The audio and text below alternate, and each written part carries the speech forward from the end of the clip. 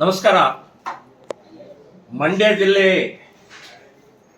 ಕೆರಗೋಡು ಈ ಗ್ರಾಮದಲ್ಲಿ 2 ವರ್ಷದ ಹಿಂದೆ ಭಗವಾ ಧ್ವಜ ಕೇಸರಿ ಧ್ವಜವನ್ನ ಇಳಿಸಿ ಹಿಂದೂಗಳಿಗೆ ಅವಮಾನ ಮಾಡಿದ್ರು, ಅಪಮಾನ ಮಾಡಿದ್ರು, ಅಪಚಾರ ಮಾಡಿದ್ರು.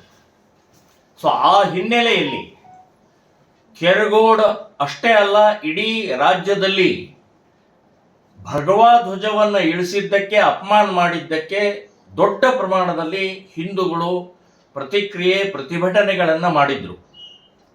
ಸೊ ಇದೇ ತಿಂಗಳು 28ನೇ ತಾರೀಕು ಕರಾಳ ದಿನ ಅನ್ನುವಂಥದ್ದು ಆಚರಣೆಯ ಮೂಲಕ ಕೆರಗೋಡಿನ ಸಮಸ್ತ ನಾಗರಿಕರು, ಎಲ್ಲ ಹಿಂದೂಗಳು, ಎಲ್ಲ ಸಂಘಟನೆಯವರು ಸಾಯಂಕಾಲ 6:00 ಪಂಜಿನ ಮೆರವಣಿಗೆಯ ಮೂಲಕ ನಮ್ಮ ಏಕತೆಯನ್ನ, ಒಗ್ಗಟ್ಟನ್ನ, ಕೇಸರಿ ಧ್ವಜಗೆ ಗೌರವವನ್ನು ಸೂಚಿಸುವಂತಹದ್ದು ನಿರ್ಧಾರ ಆಗಿದೆ.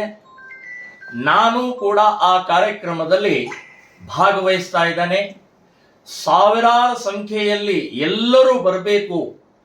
ಜಾತಿ, ಮತ, ಪ್ರಾಂತ, ಭಾಷೆ, ಪಕ್ಷ ಭೇದ ಬಿಟ್ಟು ನಮ್ಮ ದೇಶದ ಹಿತಕ್ಕೋಸ್ಕರ, ಹಿಂದೂಗಳ ಸುರಕ್ಷತೆಗೋಸ್ಕರ ಎಲ್ಲರೂ ಭಾಗವಹಿಸಬೇಕು. 28ನೇ ತಾರೀಕು ಸಾಯಂಕಾಲ 6:00 ಪಂಜಿನ ಮೆರವಣಿಗೆ ಕೆರಗೋಡಿನಲ್ಲಿ ನಾನು ಭಾಗವಹಿಸ್ತಾ ಇದ್ದೀನಿ.